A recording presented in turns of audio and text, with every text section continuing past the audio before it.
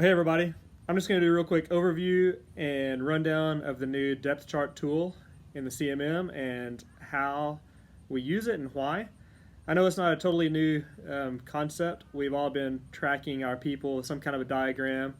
I know a lot of us have been using the funnel, just showing the categories going from left to right of growing Christian, world Christian, mobilizer, and multiplying mobilizer. And that's been good, but I really like the depth chart, and I like that not only can you see the category that people fit in, but you can see the generations of mobilizers vertically of who's coaching and discipling who. And it's easy to tell who your key leaders are that you should be pouring time into and coaching. And it also, just in a glimpse, you can really see from semester to semester and from school year to school year, you can see how your ministry is growing and whether it's growing through addition or multiplication. Addition would be more length growth, and then multiplication would be depth of generations of mobilizers, discipling mobilizers. As prayerfully as we desire to grow indigenous multiplying mobilizers, this would be a great way to track and just see in a glimpse what our ministries look like. The cool thing too is that you can take your individual depth charts and compile them together into a team depth chart to really get a quick glimpse of what your team's ministry looks like. Okay, so we're looking here at an example of what a typical depth chart could look like for someone on a local field team. And this would probably be someone in their early placement on a team, maybe their first semester or second semester on a team. And let's say their goal is to start 3 explore groups in this cycle. And so you've got the staff name up top. This is Robert. And you can see there he has achieved his goal to start 3 explore groups. And he's got 4 people in each group. So he's got their names listed there.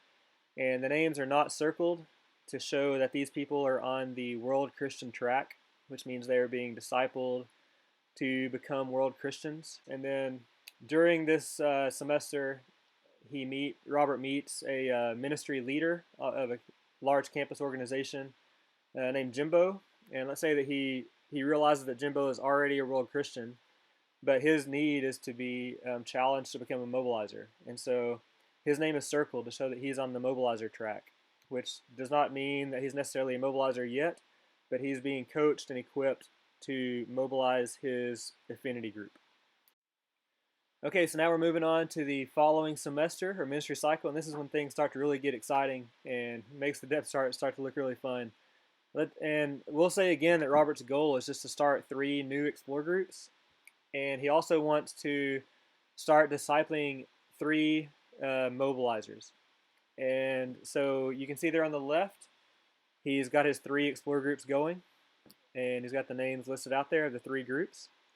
And then to the right of that, you see that he's identified 3 mobilizers, and all he's done there is found 1 mobilizer in each of his explore groups from the previous semester. And so he has circled those names to show that he's coaching them and discipling them to become a mobilizer. And then each of them have started their own explore group.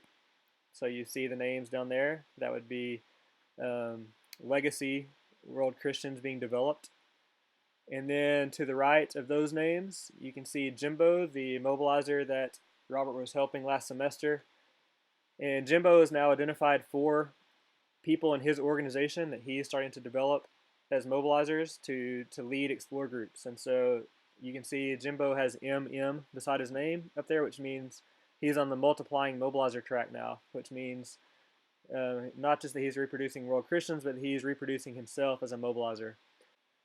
So like I said in the introduction, the really cool thing about the depth chart here is not just that we have a list of names and who's in which category, but you can really see in a glimpse how Robert's ministry has grown, not simply by addition, but through multiplication.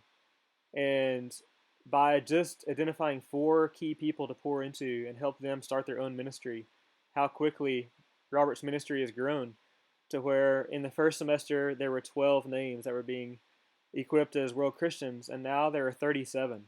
And Robert is only personally discipling 11 of those. But the other ones are coming through 4 key leaders that Robert's helping to equip and coach. Feel free to reach out or talk to your team leader if you have any questions, and I'm super excited to see how we can use this tool to give even a better picture of what God's doing in each of our teams.